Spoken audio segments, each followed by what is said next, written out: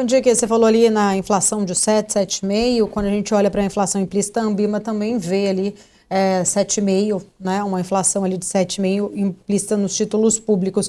Quando a gente olha para a curva, né, principalmente agora, recentemente, a gente vê que o mercado parece que ele está dando ali um primeiro sinal positivo para o Copom. Você acha que, de fato, o aperto monetário ele vai conseguir trazer a inflação aí para a meta? O foco segue projetando inflação para cima. Você coloca 7,5%. Eu cheguei aos 7, 7,5 muito antes da Anbima. Tá? Eu tenho dito isso desde o final do ano passado. Eu tenho olhado os títulos públicos e tenho rodado uma série de regressões baseadas no modelo do Banco Central com algumas pimentas. E para mim, o gasto público é exagerado e é isso que está impulsionando a inflação.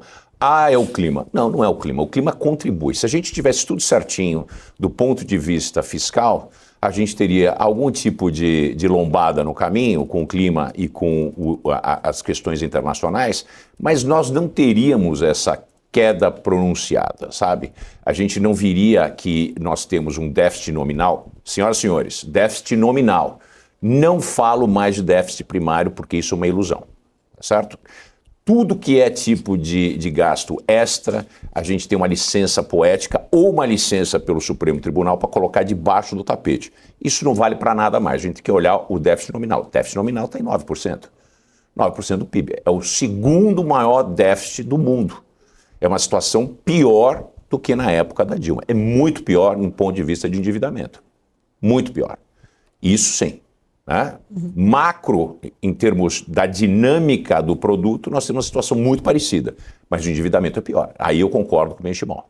Agora, voltando à questão da inflação, obviamente que nós temos um cabo de guerra. Nós temos a política fiscal desenfreada. A política fiscal é o único truque que o PT e que o Lula sabe fazer. É uma dupla de partido e presidente obsoleto, né? Não conseguiu entender que a inflação é o que mais impacta negativamente a população. Ah, é a fome. Não, não é a fome, é a inflação, porque a inflação, ela gera fome. O sujeito não consegue comprar. Ah, é a moradia. Não é a moradia, é a inflação porque o cara não consegue pagar o teto. Enquanto o governo não conseguir compreender que a economia standard, a economia neoclássica, o livro que a gente tem em todas as escolas, não algumas escolas peculiares, que são extremamente exóticas, como a Unicamp, se a gente escutar esse pessoal, a gente quebra de novo.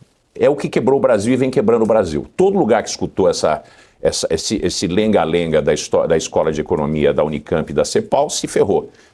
Todo mundo que seguiu o modelo neoclássico se deu bem. A gente resolve sempre seguir esta escola que não tem base em teoria econômica, e não tem muito menos nenhum tipo de dado empírico que segure água. Então é um negócio extremamente, né, vaza, a teoria deles vaza, enquanto a gente tem economia, um corpo de teoria econômica que tem sido muito impactante. Então quando a gente olha uma economia que está baseada no truque único que esse pessoal sabe fazer, que é impulso fiscal, obviamente que nós vamos ter um problema de inflação.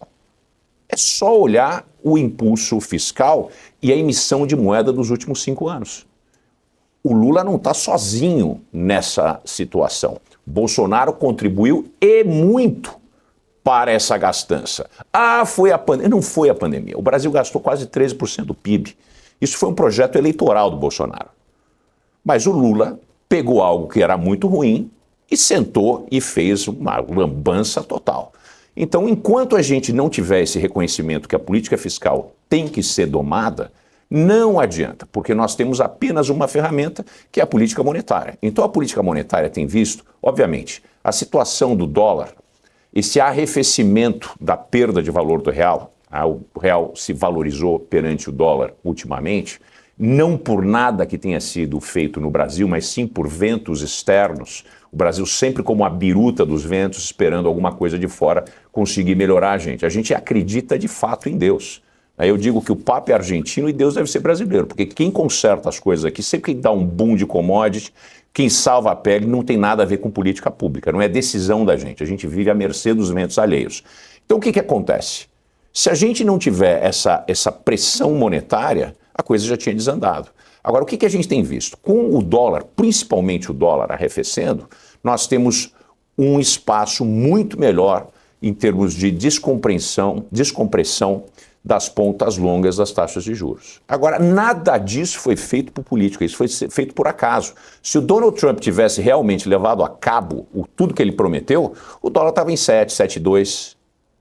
Então a gente teria uma piora ainda mais acentuada das condições.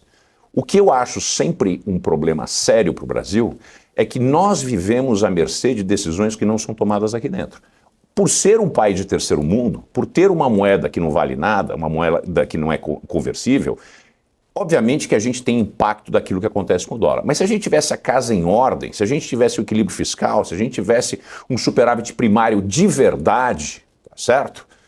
Se a gente tivesse nada escondido nesse superávit primário, a gente tivesse um superávit primário como manda a conta do primário, obviamente que a gente teria uma casa em ordem, a gente sofreria alguns tipos de lombada no caminho, mas não ficava à mercê dos ventos. Então a gente tem aqui o presidente da República acendendo uma vela por Donald Trump não fazer o que ele tem falado, ao mesmo tempo fica se enfreitando com o Donald Trump.